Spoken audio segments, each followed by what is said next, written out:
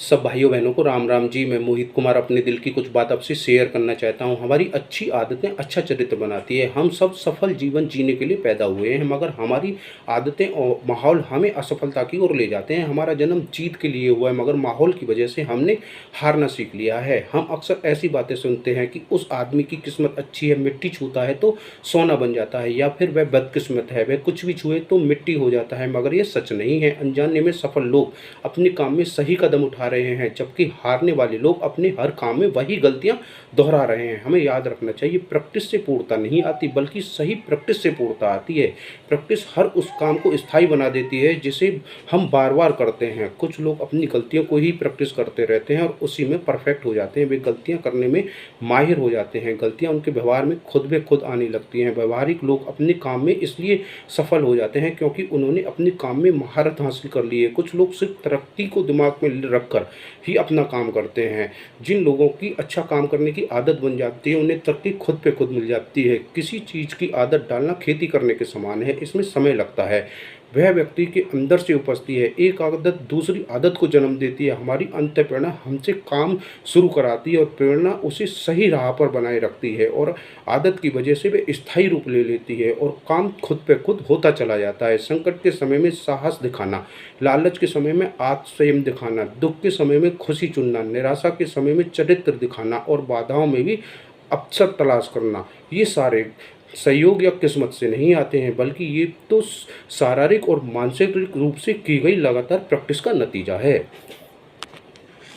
कठिनाइयों का सामना करने में हमारा व्यवहार वैसा होगा जैसे हमने प्रैक्टिस की है, फिर चाहे वे नकारात्मक हो या सकारात्मक। जब हम छोटी छोटी बातों में कायरता और बेईमानी जैसे अवगुण अपनाते हैं, यह सोचकर कि जब हम बड़े काम करेंगे तब हम साहस और ईमानदारी दिखाएंगे, मगर ऐसा नहीं हो पाता क्योंकि हमने अच्छे गुणों की प्रैक्टिस नहीं की है। क्योंकि जिस चीज़ की हम प्रैक्टिस करते हैं वही हमारे व्यवहार में झलकती है।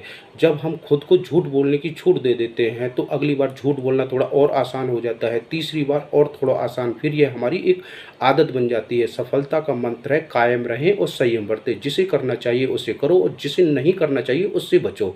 जब तक यह हमारी आदत नहीं बन जाती तब तक ज़रूरी है कि उस पर कायम रहें और गैर ज़रूरी में संयम बरतें। हम दिमाग से कम और दिल से ज़्यादा काम लेते हैं। कोई भी काम जिसे हम लंबे अरसे तक करते हैं वह हमारे व्यक्तित्व का हिस्सा बन जाता है, और आदत भी। एक इंसान जो हमेशा ईमानदारी बरतता है, जब भी पहली बार झूठ बोलता है तो पकड़ा जाता है।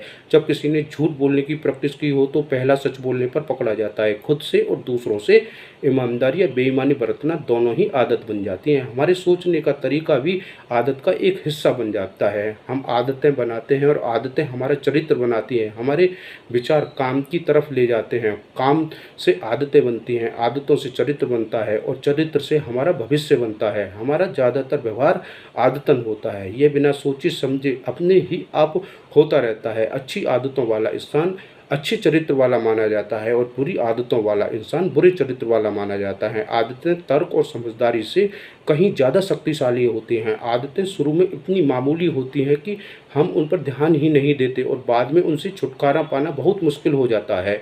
इन वीडियो में सामाजिक शिक्षा के बारे में बताया गया है। हमें अपने परिवार के साथ, खासकर छोटे बच्चों के साथ बैठकर इन वीडियो को देखना चाहिए। अक्षर का ज्ञान बच्चों को स्कूल कॉलेज से मिल जाता है, सामाजिक शिक्षा हमें ही अपने बच्चों को देनी होगी। इससे बच्चों का बेस मजबूत होगा और एक अच्छी शख्सियत का निर्माण होगा। सही शिक्षा समाज में ज़्यादा से ज़्यादा फैले और दूसरे लोगों की मदद हो सके। इन वीडियो को अपने ग्रुप में शेयर करें। मेरा मनोबल बढ़ाने के लिए इन वीडियो को लाइक करें, चैनल को सब्सक्राइब करें। यह मैं 127 नंबर की वीडियो बना रहा हूँ, हो सकता है इसमें कुछ त्रुटियाँ हों, उसके लिए मैं हाथ जोड़कर क्षमा मांगता हूँ। राम राम जी।